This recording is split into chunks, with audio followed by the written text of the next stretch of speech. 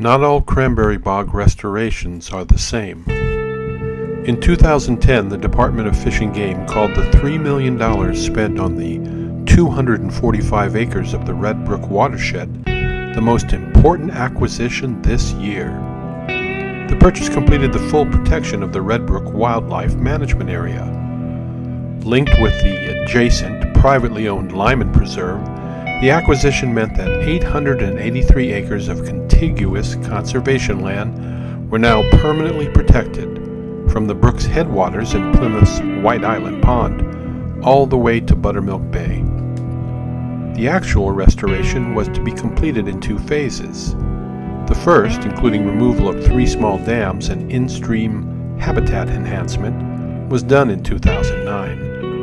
The second phase, the more expensive, was to restore wetlands and streams and benefit river herring, American eel, and native salter brook trout. But nothing happened, meaning the funds were not available. But something was going on. Listen or see for yourself.